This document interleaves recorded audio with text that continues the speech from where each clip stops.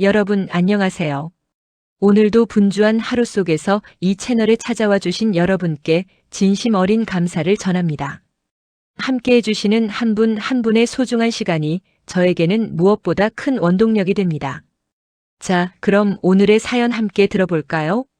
7월의 폭염은 대성 정밀 공장의 슬레이트 지붕을 붉게 달구다 못해 통째로 집어삼킬 기세였습니다. 낡은 실링팬이 고장난 짐승처럼 끼익거리는 비명을 지를 때마다 텁텁한 절삭유 냄새가 섞인 무거운 공기가 현장을 휘감던 상황. 설준영은 평소처럼 1번 라인 앞에 조용히 섰습니다. 그의 감청색 작업복은 이미 수만 번의 세탁으로 색이 바래 원래 색을 잃어버린 지 오래인 회색빛. 오른쪽 주머니에는 손때 묻어 반질반질해진 낡은 팬치 하나가 묵직하게 꽂혀 있을 뿐이었습니다. 준영은 눈을 지그시 감았습니다. 초당 1200회로 고속 회전하는 모터의 미세한 떨림이 안전화 바닥을 타고 발바닥 신경세포 하나하나로 전해져 왔기 때문이죠. 기본 주파수 사이에 숨어있는 7.5Hz의 아주 미세하고 기분 나쁜 울음소리. 그것은 기계가 머지않아 스스로 심장을 멈출 것이라는 절박한 신호나 다름없었습니다. 박 부장님, 1번 모터 감속기 축이 미세하게 휜 것 같습니다. 이대로 계속 돌리면 주축까지 먹어 들어갈 텐데요.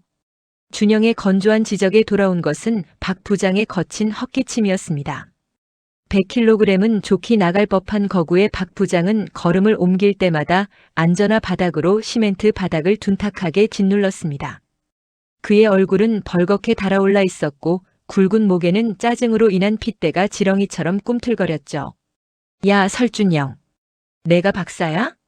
기계가 돌면 도는 거지 무슨 소리가 난다고 난리야. 어이구, 아주 귀신 나셨네. 귀신 나셨어. 주변에서 지켜보던 이 대리와 정 대리가 킥킥거리며 비웃음을 흘렸습니다. 고졸 출신 현장직 기사의 직관 따위는 대학 졸업장을 훈장처럼 달고 있는 그들의 오만함 앞에서는 그저 잡음에 불과했던 셈입니다. 특히 황 상무는 황급히 준영의 앞을 가로막으며 목소리를 높였습니다. 준영이 너 또 쓸데없는 소리 하지. 오늘 독일 라인하르트사 바이어들 오는 날인 거 몰라? 500억짜리 계약이 걸린 날이야. 괜히 초치지 말고 군말 없이 기계나 돌려. 그들의 눈에 준영은 그저 시키는 대로 버튼이나 누르면 되는 소모품일 뿐이었습니다. 하지만 준영은 입을 닫았을 뿐 시선은 여전히 기계의 내부를 향하고 있었죠. 설명해도 알아듣지 못할 사람들에게 감정을 낭비할 필요는 없다는 판단. 그는 다시 장갑 낀 손을 메인 하우징 위에 얹었습니다. 철판 너머로 느껴지는 불규칙한 파동. 임계점은 멀지 않았습니다. 바로 그때 공장 정문 앞으로 미끄러지듯 들어오는 최고급 검은색 세단. 문이 열리고 매캐한 절삭유 냄새 사이로 스며드는 짙은 명품 향수향.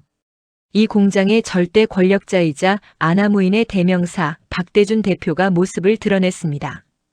그의 잘 닦인 수제화 구두가 기름진 공장 바닥을 탁탁 짓밟을 때마다 현장의 모든 소음이 일제히 숨을 죽였습니다.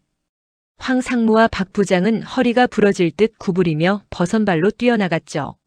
아이고 대표님, 어서 오십시오. 라인 세팅은 보시는 바와 같이 완벽합니다.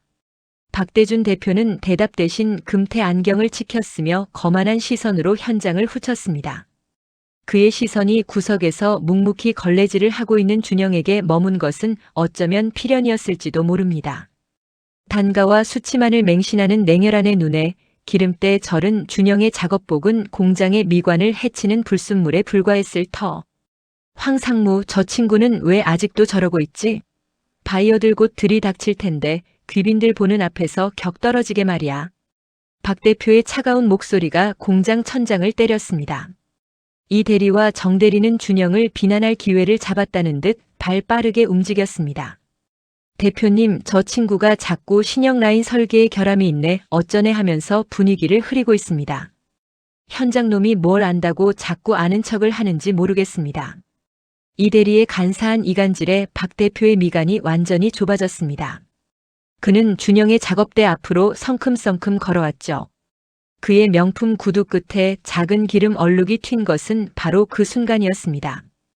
야, 설준영. 박 대표의 나직하지만 서슬 퍼런 부름.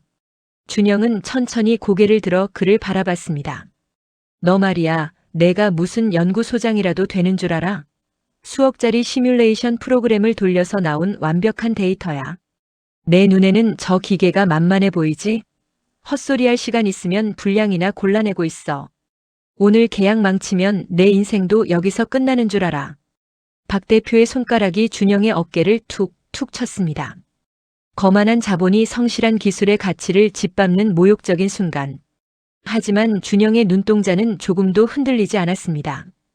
오히려 그의 귀에는 기계가 지르는 마지막 비명이 더 선명하게 들려오고 있었죠. 19:8. 준영은 마음속으로 숫자를 세기 시작했습니다. 공장 온도가 상한선을 치고 습도가 임계점을 넘어서는 바로 그 찰나. 저 멀리 공장 입구로 독일인 바이어들이 걸어 들어오는 모습이 보였습니다. 황 상무와 박 부장이 비굴한 미소를 지으며 가이드를 시작하려는 바로 그 순간 준영의 카운트다운이 마침표를 찍었습니다. 3, 2, 1. 9999. 공장 전체를 뒤흔드는 거대한 굉음. 신형 라인의 메인 서보 모터에서 시커먼 연기가 폭포수처럼 뿜어져 나오기 시작했습니다. 동시에 빨간 경고등이 미친 듯이 돌며 공장을 붉게 물들였습니다. 비명을 지르며 일제히 멈춰서는 수십 대의 기계들. 당황한 바이어들의 외침과 박 대표의 찢어지는 듯한 비명이 뒤섞이며 대성정밀의 심장이 완벽하게 멈춰버렸습니다. 고요함은 비명보다 끔찍했습니다. 방금 전까지 거대한 금속음을 뿜어내며 요란하게 돌아가던 수십 대의 라인이 거짓말처럼 일제히 숨을 죽였던 상황. 매캐하게 타버린 절연 전선의 역한 냄새가 공장 천장으로 빠르게 퍼져나갔습니다. 메인 컨트롤러 타워에서는 붉은 경고등이 미친 듯이 전멸하며 크리티컬 에러 시스템 콜랩스 이미넌트라는 문구를 사정없이 띄우고 있었죠. 시스템 붕괴 임박을 알리는 기계의 마지막 단발마였습니다. 이게 뭐야? 황 상무. 어떻게 된 거야 이거? 박대준 대표의 얼굴이 순간 흑빛으로 변했습니다. 거만하게 치켜쓰고 있던 금태 안경이 코끝까지 흘러내릴 정도로 그의 몸이 격렬하게 떨렸습니다. 독일에서 온 라인하르트사의 수석 엔지니어 한스 씨는 미간을 찌푸린 채 가죽 장갑을 벗어 던졌죠. 그는 싸늘한 시선으로 멈춰버린 기계를 응시하며 통역사를 향해 짧고 굵게 내뱉었습니다. 이건 단순한 과부하가 아닙니다. 메인 샤프트가 완전히 뒤틀린 소리가 났어요. 수리하려면 독일 본사에서 부품을 가져와야 하고 최소 2주는 걸릴 겁니다. 오늘 계약은 없었던 일로 하죠. 통역사의 입을 통해 흘러나온 선고 같은 말에 박 부장과 이 대리의 턱이 덜덜 떨렸습니다. 500억 원이라는 거대한 숫자가 공중분해되기 직전의 상황. 박 대표는 떨리는 손으로 제어반의 수치들을 확인했지만 모니터에 나타난 데이터는 이미 논리적 한계를 넘어 붉은색 에러 코드로 가득 차 있을 뿐이었습니다. 그럴 리가 없습니다. 저희가 수억 원을 들여 시뮬레이션까지 수만 번 돌린 완벽한 라인입니다. 이건 명백한 테러예요. 누군가 고의로 이물질을 넣지 않고서야 이런 공진이 발생할 수 없단 말입니다. 박 대표는 책임을 회피하기 위해 애꿎은 현장 직원들을 매서운 눈초리로 훑기 시작했습니다. 그의 표독스러운 시선이 구석에 가만히 서 있던 준영에게 멈춘 것은 어쩌면 당연한 수순이었을지도 모릅니다. 너지? 설준영. 내가 아까 기계 압력 만지작거리면서 헛소리할 때부터 알아봤어. 내가 우리 회사 망하게 하려고 고의로 기계 망가뜨린 거지. 박 대표의 생트집에 박 부장과 이 대리가 맹수처럼 가세했습니다. 특히 이 대리는 준영의 작업복깃을 잡을 듯이 다가와 삿대질을 해댔죠. 이 새끼, 너 오늘 사고 칠 줄 알았다. 감히 우리 회사의 명운이 걸린 계약을 망쳐? 너 고소야. 당장 경찰 불러. 준영은 자신을 향해 쏟아지는 비난 속에서도 표정 하나 변하지 않았습니다. 오히려 그는 소란스러운 사람들의 목소리 넘어 기계 내부에서 들려오는 아주 미세한 소리에 집중하고 있었던 상태. 틱틱틱. 뜨겁게 달궈졌던 금속이 식으면서 수축하는 소리.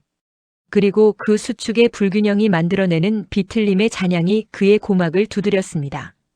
준영은 천천히 이 대리의 손을 뿌리쳤습니다. 그리고는 작업대 위에 놓인 낡은 펜치를 집어들어 손 안에서 가볍게 한 바퀴 돌렸죠.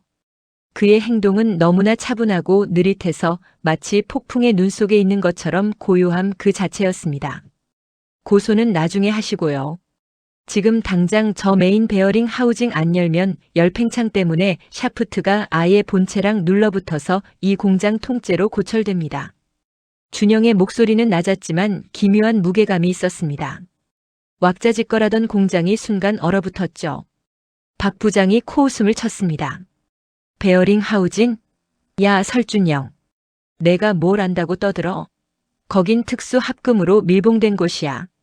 거기가 문제라면 수억짜리 센서가 먼저 잡았겠지. 센서는 0.01mm의 오차는 잡아내도 주물 내부에 숨은 미세한 기포가 열을 받아 팽창하면서 생기는 균열은 못 잡습니다. 지금 저 안에서 금속이 우는 소리 안 들리십니까? 준영의 시선이 박 대표를 향했습니다. 한스 씨를 비롯한 독일 바이어들이 흥미로운 듯 준영에게 한 걸음 다가왔던 상황. 한스 씨는 준영의 깊고 단단한 눈을 뚫어지게 쳐다보더니 박 대표의 앞을 가로막으며 비키라는 손짓을 했습니다. 이 청년이 말하는 소리, 나도 들은 것 같소. 기계가 멈추기 직전에 그 불길한 고주파음 말이요. 독일 엔지니어의 한마디에 박 대표의 얼굴이 푸르락불그락 달아올랐습니다. 황상무는 마른 침을 삼키며 박 대표의 눈치를 살폈죠. 실패하면 대성정밀이라는 이름 자체가 시장에서 매장당할 위기. 준영은 대답 대신 작업대 밑에 숨겨두었던 자신만의 낡은 공구함을 꺼냈습니다. 번쩍이는 최신식 디지털 공구는 없었습니다. 손때가 묻어 반질반질해진 수동 렌치들과 직접 갈아서 만든 특수 드라이버들이 그 자리를 채우고 있었을 뿐. 그는 바이어들을 향해 짧게 목례한 뒤 거대한 기계의 심장부로 거침없이 몸을 밀어넣었습니다. 섭씨 50도는 좋게 넘을 기계의 잔열이 그의 얼굴을 덮쳤지만 준영은 눈 하나 깜빡이지 않았죠. 그는 낡은 펜치를 입에 물고 양손으로는 뜨거운 볼트들을 하나씩 풀어내기 시작했습니다. 땀방울이 그의 턱끝을 타고 지글지글 끓는 기계 바닥으로 떨어지던 순간 지켜보는 이들의 마른 침 삼키는 소리만이 공장의 정적을 채우고 있었습니다. 오만한 자들의 비명 끝에 진짜 기술자의 반격이 시작되고 있었습니다. 뜨겁게 달아오른 하우징 커버가 바닥으로 떨어지며 깡 하는 날카로운 금소금을 냈습니다. 그와 동시에 내부에서 갇혀있던 시커먼 유증기가 준영의 얼굴을 덮쳤던 상황. 주변에 있던 이대리와 정대리는 매캐한 냄새에 비명을 지르며 코를 틀어막고 뒤로 물러섰습니다. 하지만 준영은 소매로 눈가를 슥 닦아낼 뿐 미동조차 없이 기계의 깊숙한 내부를 들여다보았죠. 그의 시선이 머문 곳은 육중한 메인 샤프트를 감싸고 있는 베어링 하우징. 과열로 인해 푸르스름하게 변색된 금속의 표면에는 육안으로는 잘 보이지 않는 미세한 실금들이 거미줄처럼 뻗어나가고 있었습니다. 에이, 이럴 리가 없어. 독일 본사에서 검증한 완벽한 부품인데. 박 부장이 떨리는 목소리로 중얼거렸습니다. 자신이 관리하던 라인이 처참하게 망가진 모습을 두 눈으로 확인하자 온몸의 진이 다 빠져나간 듯한 표정. 박대준 대표 역시 사색이 된 채 준영과 기계를 번갈아 쳐다보았습니다. 500억이라는 거대한 계약이 완전히 날아갈 위기에 처하자 그의 오만했던 눈빛은 흔들리는 촛불처럼 불안하게 떨리고 있었죠. 박 대표는 이 상황을 도저히 받아들일 수 없다는 듯 준영의 앞을 가로막으며 다시 표독스럽게 소리쳤습니다. 야, 설준영. 내가 뭘 건드린 거지? 내가 일부러 윤활유 공급 장치를 잠갔거나 제어값을 바꾼 게 분명해. 안 그러고서야 어떻게 이 타이밍에 기계가 터져? 너 오늘 인생 끝장날 줄 알아. 내가 가진 모든 법적 수단을 동원해서 널 감옥에 쳐넣을 테니까. 자신의 실패를 인정하지 못하고 현장 기사에게 죄를 뒤집어 씌우려는 추악한 발악.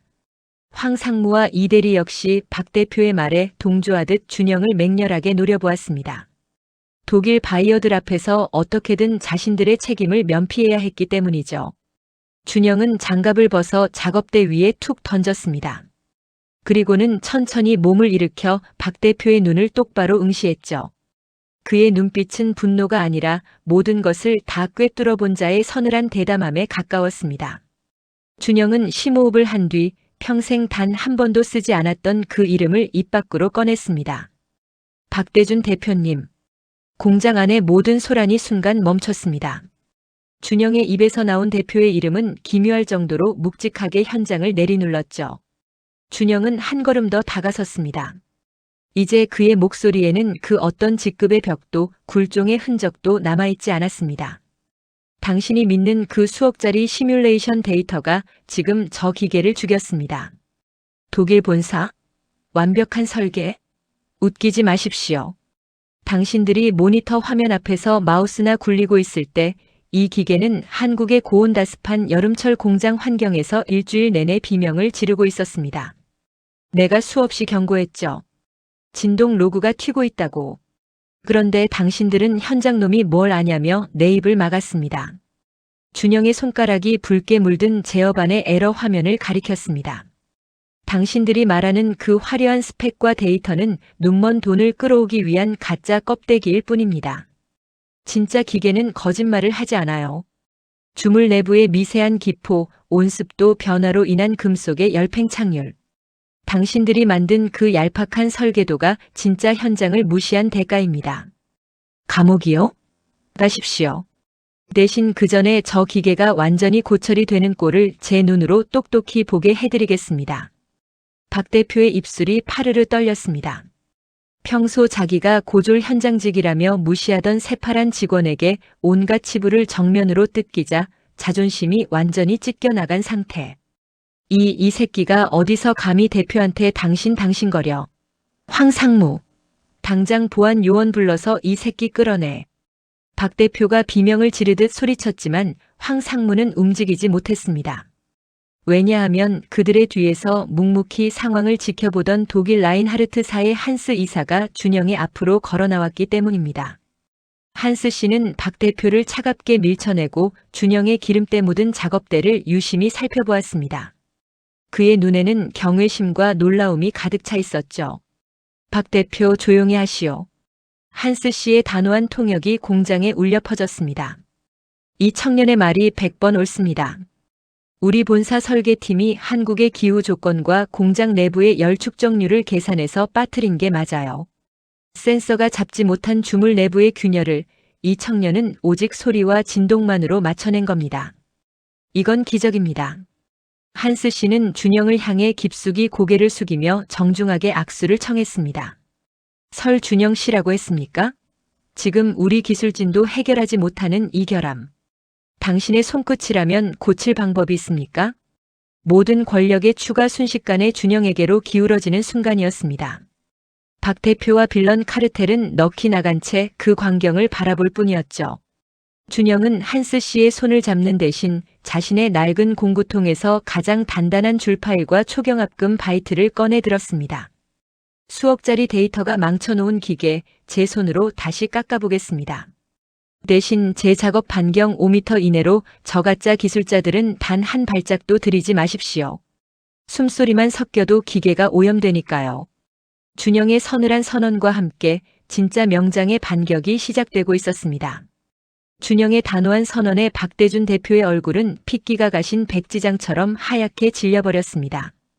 평소 같았으면 어디서 대표 앞에서 건방지게 감히 라며 고함을 질렀을 터. 하지만 500억 원의 계약 파기권을 쥔 한스 이사가 준영의 편을 들고 나선 이상 그가 할 수 있는 것은 그저 타들어가는 속을 삼키며 입술을 깨무는 것뿐이었습니다. 이 대리와 정 대리 역시 약속이나 한 듯 한 걸음 뒤로 물러나 눈치만 살피기 바빴죠. 준영의 말대로 그들의 숨소리조차 공장의 분위기를 무겁게 짓누르는 오염물질처럼 느껴지는 순간이었습니다. 준영은 흔들림 없이 20년 된 범용 선발레이드 기계 앞으로 걸어갔습니다. 수억 원짜리 최신식 CNC 가공기가 널려있는 공장이었지만 그가 선택한 것은 오직 손목의 감각과 눈썰미로만 깎아내야 하는 가장 원초적인 수동 기계였습니다. 박 부장님, 창고에 있는 크롬 몰리브덴강 합금 봉제 라운드바 가져오십시오. 외경 120짜리로. 준영의 나직한 명령에 박 부장은 반사적으로 고개를 끄덕였습니다. 늘 야 설준영. 이라며 소리를 지르던 그였지만 지금은 마치 엄격한 스승의 지시를 받은 철부지 조수처럼 다급하게 창고로 뛰어갔죠. 곧이어 묵직한 합금 봉제가 선반에 척척에 물려졌습니다. 준영은 초경합금 바이트를 공구대에 단단히 고정하고는 가만히 선반 레버를 당겼습니다. 쿵! 기계가 돌기 시작하고 준영은 고글을 고쳐 썼습니다. 이제 그의 세계에는 오직 회전하는 쇳덩이와 자신의 손끝만이 존재할 뿐이었죠. 이 대리는 그 모습을 보며 뒤에서 작게 투덜거렸습니다. 참나 수치 제어도 안 되는 구식 선반으로 마스터 베어링 하우징을 깎겠다고. 100분의 1mm 오차만 나도 조립조차 안 될 텐데 지가 무슨 신이라도 되는 줄 아나 보네. 박 대표 역시 이 대리의 말에 내심 동조하며 준영의 실패를 바라는 눈빛으로 바라보았습니다. 준영이 여기서 실패해야 자신이 아까 뱉은 호통과 고소 협박이 정당성을 얻기 때문이었죠. 하지만 준영의 손끝이 이송대 핸들을 미세하게 회전시키는 순간 비웃음은 경악으로 바뀌기 시작했습니다. 키잉! 날카로운 절삭음과 함께 은빛의 가느다란 쇠줄기가 분수처럼 뿜어져 나왔습니다. 보통 수동 가공을 할 때는 회전 속도와 이송 속도의 불균형 때문에 쇳소리가 찢어지듯 나기 마련입니다. 하지만 준영이 깎아내는 소리는 부드러운 버터를 칼로 베어내는 듯한 기묘할 정도로 일정하고 청아한 고주파음이었습니다. 준영은 계측기인 마이크로미터조차 자주 대지 않았습니다. 그저 회전하는 금속 표면에 스치는 바람의 소리, 그리고 깎여 나가는 칩칩의 색깔 변화만으로 현재 온도를 읽고 오차를 계산해내고 있었던 상태. 지켜보던 독일인 수석 엔지니어 한스 씨의 눈이 튀어나올 듯 커졌습니다. 그는 도저히 믿을 수 없다는 표정으로 준영의 손놀림을 스마트폰 카메라로 촬영하기 시작했죠. 말도 안 돼. 수동으로 가공하면서 공구의 릴리프 강릴 리프 앵거를 실시간으로 조절하고 있어. 손의 감각만으로 0.001mm의 공차를 제어하고 있단 말인가. 한스 씨의 경탄 섞인 독백에 박 대표의 마른 침 삼키는 소리가 꿀꺽하고 현장에 크게 울렸습니다. 준영은 가공이 막바지에 다다르자 선반의 회전수를 극한으로 올렸습니다. 그리고는 직접 간 줄파일을 쇠 표면에 대고 미세하게 문지르기 시작했죠. 마찰열로 인해 불꽃이 튀는 촉각의 한계 속에서도 준영의 눈동자는 얼음처럼 차가웠습니다. 마침내 레버가 내려가고 기계가 멈춰 섰습니다. 준영이 척에서 빼낸 새로운 베어링 하우징은 거울처럼 매끄럽게 빛나고 있었습니다. 시뮬레이션 데이터가 불가능하다고 뱉어낸 보정값을 준영은 오직 자신의 손끝과 직관으로 구현해낸 것입니다. 준영은 땀으로 젖은 얼굴을 닦지도 않은 채 그 부품을 들고 박 대표의 앞으로 걸어갔습니다. 그리고는 박 대표의 코앞에 가공된 부품을 들이대며 냉소적인 미소를 지었죠. 대표님, 데이터는 거짓말을 안 하지만 당신의 그 얄팍한 눈은 눈먼 돈만 보느라 진짜 기술을 보지 못하더군요. 당신이 그렇게 자랑하던 수억짜리 컴퓨터가 망쳐놓은 거, 이 고졸 현장직 놈이 단 30분 만에 손으로 깎아왔습니다. 박 대표의 얼굴이 수치심으로 붉게 타올랐습니다. 하지만 준영은 그를 더 이상 상대할 가치도 없다는 듯 등을 돌려 멈춰 선 1번 라인으로 성큼성큼 걸어갔습니다. 진짜 거인이 난쟁이들의 놀이터를 뒤엎는 듯한 압도적인 전율의 순간이었습니다. 공장 내부의 열기는 식을 줄 몰랐습니다. 준영의 거침없는 일침에 박대준 대표는 꿀먹은 벙어리처럼 제자리에 굳어버렸고 그 주위를 둘러싼 이 대리와 정 대리는 행여나 불똥이 튈까 발끝만 내려다보고 있었던 상태. 준영은 그들의 한심한 침묵을 뒤로한 채 방금 깎아낸 베어링 하우징을 들고 신형 라인의 심장부로 다시 몸을 밀어넣었습니다. 금속이 완전히 식기 전 미세한 열간 수축률까지 계산한 조립이 시작되었습니다. 준영은 입에 문 낡은 펜치로 고정핀을 물고 양손으로 볼트를 조여나갔죠. 토크 렌치, 볼트를 조이는 정밀 공구 같은 계측기 없이도 그의 손목 스냅은 정확한 압착 압력을 기억하고 있었습니다. 툭툭. 볼트 머리가 하우징에 완벽하게 밀착되는 소리. 지켜보던 한스 이사는 그 신들린 작업 속도에 매료되어 숨을 쉬는 것조차 잊은 듯 보였습니다. 황 상무님, 제어반 메인 스위치 올리십시오. 준영의 나직한 목소리가 공장의 정적을 깨뜨렸습니다. 황 상무는 박 대표의 눈치를 살폈지만 박 대표는 이미 넋이 나간 채 고개를 끄덕일 뿐이었습니다. 황 상무가 떨리는 손으로 메인 차단기를 올리자 웅장한 전기 신호음과 함께 꺼졌던 모니터들이 일제히 깨어났습니다. 화면 위로 쏟아지는 녹색의 텍스트들. 잠시 후 공장 전체의 스피커를 통해 전율 돋는 기계 음성이 울려 퍼졌습니다. 데이터 리스토어 컴플리트. 시스템 노멀. 그토록 붉게 날뛰던 에러 코드가 순식간에 사라지고 완벽한 정상 신호가 들어왔음을 알리는 안내였습니다. 준영이 가만히 스타트 레버를 당기자 멈췄던 라인이 다시 회전하기 시작했습니다. 우웅. 이전에 그 귀를 찢는 듯한 불협화음이 아니었습니다. 주축이 초당 수천 번을 회전하고 있음에도 불구하고 공장 바닥에는 미세한 잔진동조차 느껴지지 않았죠. 금속과 금속이 마치 하나의 살아있는 유기체처럼 부드럽게 맞물려 돌아가는 소리. 도서관을 방불케 할 정도로 고요하고 기분 좋은 진동이 현장을 가득 채웠습니다. 원더풀. 이건 정말 믿을 수 없는 일입니다. 독일인 수석 엔지니어 한스 씨가 마침내 참았던 환호성을 터뜨렸습니다. 그는 준영에게 달려와 그의 기름때 묻은 어깨를 감싸 안으며 흥분을 감추지 못했죠. 박 대표, 지금 이 라인은 우리 독일 본사에 있는 테스트룸보다 더 완벽하게 돌아가고 있소. 데이터상으로 완벽히 제거하지 못했던 메인 샤프트의 편심 엑선트리서티 중심이 치우치는 현상을 이 청년이 수동 가공으로 완벽히 잡아낸 거요.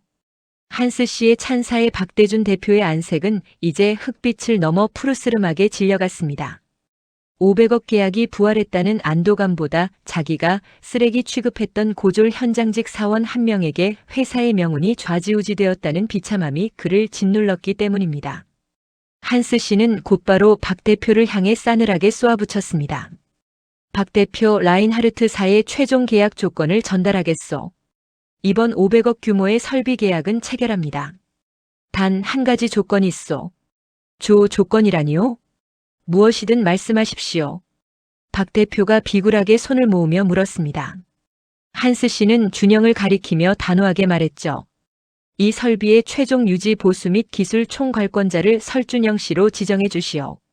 만약 설준영 씨의 서명이 빠진 리포트가 올라오거나 그가 이 라인을 관리하지 않는다면 우리는 그 즉시 계약을 파기하고 전액 손해배상을 청구할 것입니다. 독일 거물의 선언에 공장 안은 그야말로 발칵 뒤집혔습니다. 이 대리와 정 대리는 자신들이 해온 짓이 떠올랐는지 사시나무 떨듯 떨기 시작했고 박 부장은 멍하니 허공만 바라보았습니다. 모든 권력의 꼭대기에 서 있던 박 대표가 준영의 처분만을 기다려야 하는 처참한 역전의 순간. 하지만 정작 주인공인 준영은 묵묵히 땀을 닦으며 자신의 낡은 팬츠를 주머니에 넣을 뿐이었습니다. 그의 시선은 이미 대성 정밀이라는 작은 울타리를 넘어서 더 큰 판을 향해 움직이고 있었습니다. 독일 바이어들이 계약서 초안을 정리하기 위해 임원 회의실로 이동하자 서늘한 정적이 다시 공장을 감싸 안았습니다. 완벽하게 돌아가는 1번 라인의 부드러운 구동음만이 현장의 빈 공간을 채우고 있었던 상태. 박대준 대표는 한참 동안 멍하니 서 있다가 가래 끓는 소리를 내며 준영에게 다가왔습니다. 그의 얼굴에는 아까의 오만함 대신 억지로 짜내어 비굴하기 짝이 없는 엷은 미소가 걸려 있었죠. 어이, 설준영 기사. 아니, 설 팀장. 내가 아까는 경황이 없어서 말이 좀 헛나갔네. 회사 생각하는 마음이 과하다 보니 그랬던 거 자네가 넓은 아량으로 이해해 주리라 믿어. 박 대표의 손이 준영의 어깨를 붙잡으려 슬그머니 올라왔습니다. 하지만 준영은 몸을 살짝 틀어 그 손길을 무심히 흘려보냈죠. 그 차가운 거절에 박 대표의 눈동자가 작게 흔들렸습니다. 어떻게든 준영의 바짓가랑이라도 붙잡아야만 500억짜리 계약 도장을 찍을 수 있는 비참한 처지.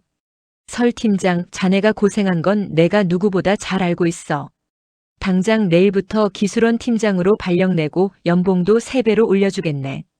아, 원한다면 우리 회사 지분도 일부 떼어줄 용의가 있어. 어때, 이 정도면 내 성의를 알아주겠나? 돈과 직급이면 모든 것을 해결할 수 있다고 믿는 자본가의 얄팍한 계산기 두드리는 소리. 그 모습을 뒤에서 지켜보던 황 상무와 박 부장은 준영의 눈치만 보며 굽실거릴 타이밍만 노리고 있었습니다.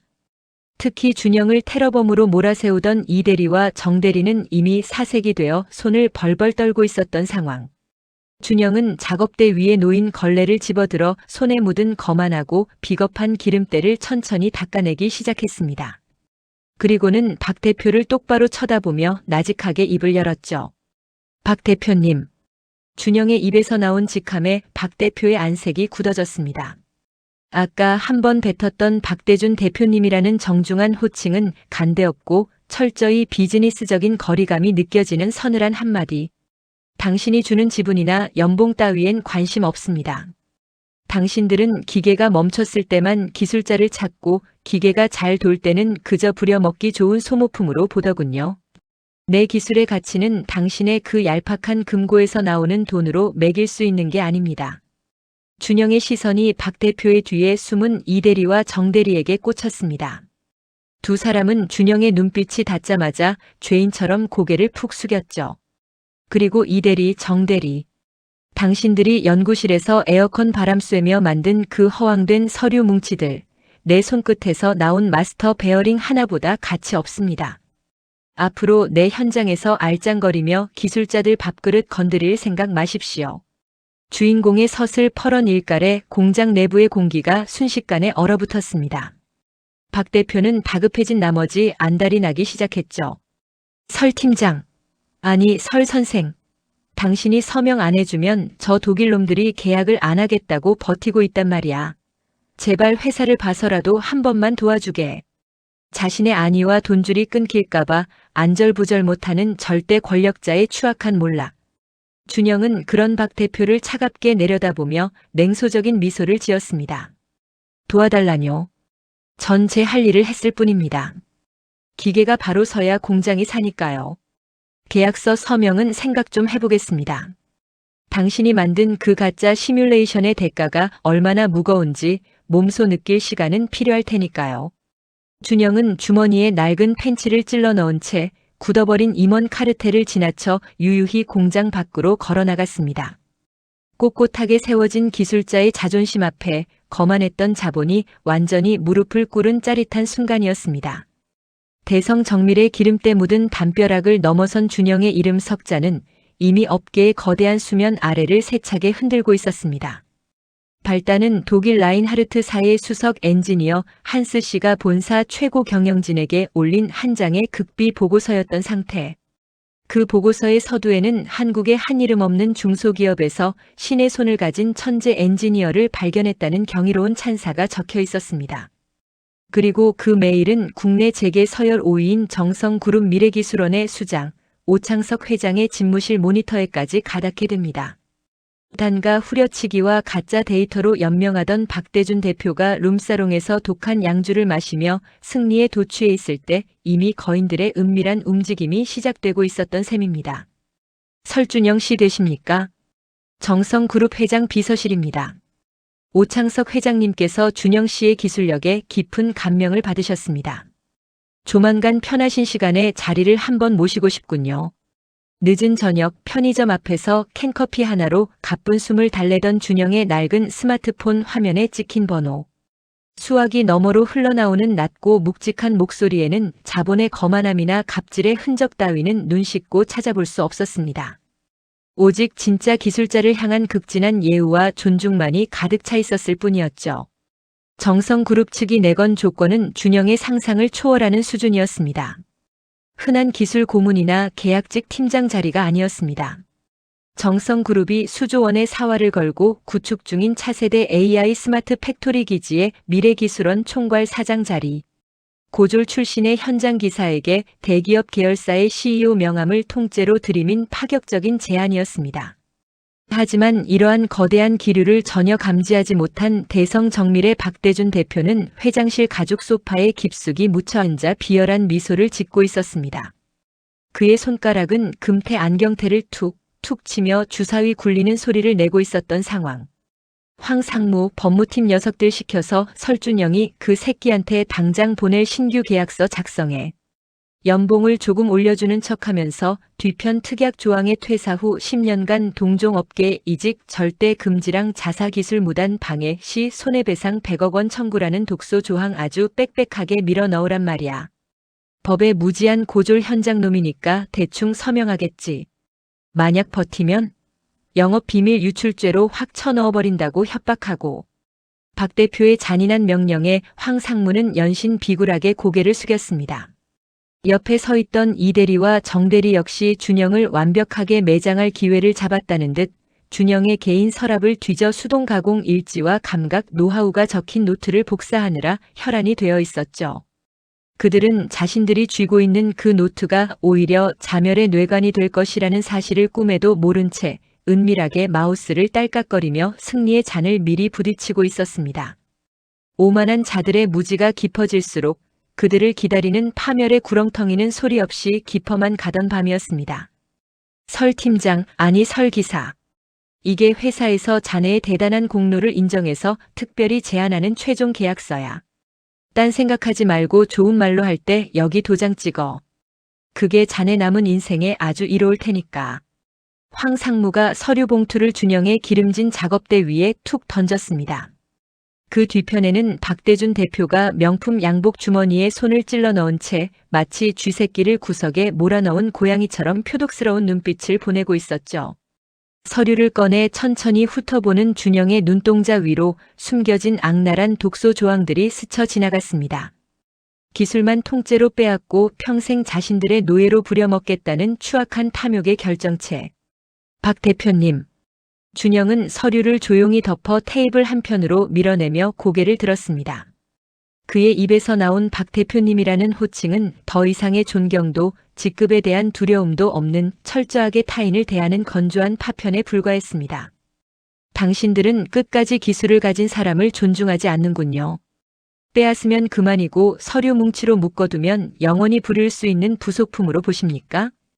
어허, 이 새끼가 어디서 건방지게 대표 앞에서 눈을 똑바로 떠. 야, 설준영. 내가 오늘 서명 안 해도 상관없어. 내가 지난번에 가공한 마스터 베어링 하우징 도면이랑 보정가, 우리 이대리랑 정대리가 이미 회사 명의로 특허 출원 마쳤으니까. 넌 이제 몸뚱이밖에 안 남은 구식 기사일 뿐이야. 순순히 감옥에 가기 싫으면 닥치고 사인해. 박 대표가 책상을 쾅 치며 사방으로 침을 튀겼습니다. 그 뒤에서 이대리와 정대리는 승리자의 미소를 지으며 준영을 비웃고 있었던 상태. 하지만 준영은 화를 내지 않았습니다. 오히려 그의 입가에 걸린 것은 차갑다 못해 서글픈 서늘한 냉소였습니다. 준영은 가슴에 달린 대성 정밀의 사원증을 손으로 움켜쥐었습니다. 그리고는 망설임 없이 우두둑 소리가 나도록 뜯어내어 박 대표의 번쩍이는 구두 발밑으로 미련 없이 던져버렸습니다. 가지십시오. 그 가짜 도면. 대신 내 명심하라고 경고했었을 텐데요. 진짜 기술은 그깟 종이 쪼가리나 하드디스크에 저장되는 데이터가 아니라 기계의 미세한 울음소리를 듣는 내 귀와 손끝에 들어있다는 것을. 준영은 주머니에서 자신의 유일한 분신이자 손때 묻은 낡은 펜치를 꺼내 손에 꽉 쥐었습니다. 그리고 가방을 메고 나가는 길에 1번 메인 라인의 제어반 앞을 스치듯 지나쳤습니다. 준영의 손가락이 엔터키를 가볍게 누른 순간 대성 정밀의 전체 공정 네트워크 시스템에는 복구가 절대 불가능한 준영만의 특수 락나크 알고리즘이 내장되어 작동하기 시작했습니다. 외부에서 강제로 제어값을 수정하려고 하면 시스템이 스스로를 공격해 과부하를 일으키도록 설계된 완벽한 부비 트랩. 준영은 경악과 분노로 일그러지는 빌런 카르텔의 고함을 뒤로한 채 붉게 물든 공장 정문을 거침없이 걸어나갔습니다. 진짜 거인의 위대한 탈출이 시작되는 순간이었습니다. 대성 정밀 공장 정문에서 불과 500m 떨어진 기찻길 옆에 허름하고 허름한 기사식당. 드럼통 테이블 위에서 노릇노릇하게 익어가는 삼겹살의 고소한 기름 냄새와 지글거리는 소리가 공장의 텁텁한 매연에 찌들었던 사내들의 피로를 씻어내고 있었습니다. 준영은 현장에서 유일하게 자신을 따뜻하게 대해주었던 늙은 원로 노진공 기사와 마주 앉아 무색 투명한 소주를 유리잔 가득 채웠습니다. 설 팀장. 아니 준영아. 진짜 이렇게 대책도 없이 공장을 나와버리면 어떡하냐. 저 악랄한 박 대표 놈이 가만히 안 있을 텐데. 법무팀이니 뭐니 해서 자네를 아주 매장하려고 들 텐데 내 걱정이 돼서 잠이 안 와. 노 기사의 거친 손이 잔을 쥐고 파르르 떨렸습니다. 준영은 나직하게 미소를 지으며 투명한 소주를 한 입에 털어 넣었습니다. 목구멍을 타고 흐르는 찌르르하고 매콤한 알코올의 기운. 준영은 잘 익은 삼겹살 한 점을 상추에 싸서 입에 넣으며 자신의 가방에서 낡은 태블릿 PC 한 대를 툭 꺼내 테이블 위에 올려놓았습니다. 노 기사님, 걱정하실 필요 전혀 없습니다. 기계라는 녀석은 참 정직해서 진짜 주인을 알아보는 법이니까요. 태블릿 화면 안에는 대성 정밀 1번 메인 라인을 실시간으로 비추는 폐쇄회로 CCTV 화면이 선명하게 구동되고 있었습니다. 준영이 사원증을 던지고 공장을 걸어 나온 지 정확히 3시간이 지난 시점. 화면 속 공장은 그야말로 비명과 아수라장이 뒤섞인 생지옥 그 자체였습니다. 준영이 걸어둔 시스템 락나크를 발견한 이 대리와 정 대리가 자만심에 가득 차 자신들의 얄팍한 코딩 실력으로 락을 강제 해제하려 시도한 것이 화근이었습니다. 쿠구구구궁, 夸과과광. 태블릿의 작은 스피커를 뚫고 터져나오는 거친 금속의 파열음. 강제 해킹을 감지한 시스템이 일제히 역전압을 걸어버렸고 회전수 제어 장치가 풀려버린 500억짜리 독일산 신형 라인은 스스로의 속도를 이기지 못하고 팽이처럼 폭주하기 시작했습니다. 베어링이 터져나가고 주축이 종이장처럼 뒤틀리며 사방으로 붉은 불꽃과 파편을 뿜어내는 처참한 광경. 박대준 대표는 흩날리는 서류 더미 사이에서 머리를 감싸 쥔 채 제어반 모니터를 붙잡고 피눈물을 흘리며 울부짖고 있었고, 황 상무와 박 부장은 서로의 멱살을 잡고 내 탓이라며 개싸움을 벌이고 있었습니다. 야, 저 인간들 진짜 꼴 좋구만. 아주 통쾌해. 노 기사가 삼겹살을 씹다 말고 태블릿 화면을 보며 무릎을 탁 쳤습니다. 식당 안에 다른 손님들도 뭔 일인가 싶어 준영의 테이블을 훔쳐보던 상황. 준영은 소주 한 잔을 다시 채우며 멀리서 들려오는 듯한 공장의 사이렌 소리를 즐겼습니다. 최고급 호텔 뷔페에서 나오는 화려한 사내 진미보다 허름한 식당의 깡소주와 삼겹살 한 점이 비할 데 없이 달콤하고 짜릿했던 생애 최고의 밤이 깊어가고 있었습니다. 다음 날 아침 대성 정밀의 정문 앞은 그야말로 파산 직전의 아수라장이었습니다. 밤새 터져버린 메인 설비 때문에 납기를 맞추지 못하게 된 거래처 사장들과 가압류 신청서를 들고 찾아온 채권자들, 그리고 계약 파기와 동시에 전액 손해배상 소송을 통보하러 온 독일 라인하르트사의 변호사단이 인산인해를 이루고 있었던 상태. 박대준 대표는 붉은 압류 딱지가 사방에 붙은 회장실 소파 한 구석에 찌그러져 넋이 나간 눈으로 텅 빈 천장만 바라보고 있었습니다. 황 상무와 이 대리, 정 대리는 이미 야반도주하듯 짐을 싸서 사라진 지 오래였습니다. 바로 그 찰나 먼지 날리는 대성 정밀의 낡은 골목길을 뚫고 웅장하고 거대한 엔진음이 울려 퍼졌습니다. 골목 입구로 미끄러지듯 들어오는 최고급 검은색 대형 세단 석대. 번쩍이는 크롬 휠과 거대한 차체는 대성 정밀의 고철 더미들과 극명한 대조를 이루며 현장의 시선을 단숨에 사로잡았습니다. 가운데 차의 뒷좌석 문이 부드럽게 열리고 한 사내가 지면을 밟았습니다. 기름때 절은 감청색 작업복을 완전히 벗어 던지고 수백만 원을 호가하는 이탈리아제 명품 맞춤 양복을 매끄럽게 차려입은 사내. 대기업 정성그룹 미래기술원의 신임 총괄 사장으로 임명된 설준영이었습니다. 차에서 내린 준영의 뒤로 정성그룹 본사에서 파견된 정장 차림의 엘리트 임원 수십 명이 일제히 준영을 향해 90도로 고개를 숙이며 거대한 도열을 만들었습니다. 설 사장님, 오늘 오후에 있을 정성그룹 차세대 AI 스마트 팩토리 기지 공장 준공식과 기자회견 준비가 모두 완료되었습니다. 바로 이동하시지요. 본사 비서실장의 극진하고 정중한 안내. 준영은 가볍게 고개를 끄덕이며 안경을 고쳐 썼습니다. 바로 그때 채권자들에게 멱살을 잡힌 채 질질 끌려 나오던 박대준 대표가 군중 사이로 준영의 모습을 발견하고는 미친 사람처럼 소리를 지르며 달려왔습니다. 설 팀장, 아니 설 사장님, 제발 한 번만 살려주십시오. 제가 눈이 멀었습니다. 제가 천벌을 받을 짓을 했습니다. 저 망가진 1번 라인. 준영 씨 손끝 아니면 고칠 사람이 없습니다. 제발 회사 한 번만 살려주십시오. 제발. 박 대표는 바닥에 무릎을 꿇은 채 준영의 구두 바짓가랑이를 붙잡으려 비참하게 손을 뻗었습니다. 하지만 그의 손이 준영의 옷자락에 닿기도 전에 정성그룹의 건장한 경호원들이 박 대표의 몸을 차갑게 가로막으며 바닥으로 밀쳐내버렸습니다. 준영은 무릎 꿇은 박 대표를 향해 시선 한 자락조차 주지 않은 채 거대한 세단의 뒷좌석으로 몸을 실었습니다. 스으. 부드럽게 닫히는 세단의 차창 너머로 완전히 붕괴해가는 대성정밀의 전경이 멀어져 갔습니다.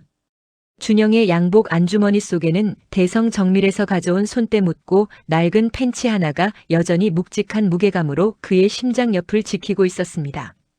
가짜 데이터와 도면이라는 껍데기만 쫓던 탐욕스러운 자들은 자신들이 만든 거짓의 덫에 걸려 파멸했고, 진짜 기술을 가슴에 품었던 명장은 마침내 거인의 왕좌에 올라 새로운 서막을 열었습니다. 웅장하게 대지를 울리는 세단의 엔진 소리와 함께 설준영이라는 이름의 거대한 신화가 전 세계를 향해 힘차게 뻗어나가고 있었습니다. 대성 정밀의 거친 기계 소리는 멈췄지만 진짜 기술의 가치를 증명해낸 설준영의 신화는 이제 막 첫걸음을 떼었을 뿐입니다. 껍데기만 쫓는 세상 속에서 꼿꼿하게 자신만의 길을 걸어간 그의 이야기가 오늘을 살아가는 여러분의 마음에도 작은 울림과 시원한 위로가 되었기를 바랍니다. 보이지 않는 곳에서 묵묵히 땀 흘리는 모든 이들의 가치가 마땅히 빛나는 그날까지 우리의 이야기는 멈추지 않고 계속됩니다. 오늘 준비한 이야기가 마음에 닿으셨다면 구독과 좋아요로 준영의 다음 여정에도 함께해 주십시오. 알림 설정까지 켜두시면 다음번엔 더 깊고 묵직한 카타르시스로 찾아오겠습니다. 긴 시간 함께해 주셔서 고맙습니다. 편안한 밤 되십시오.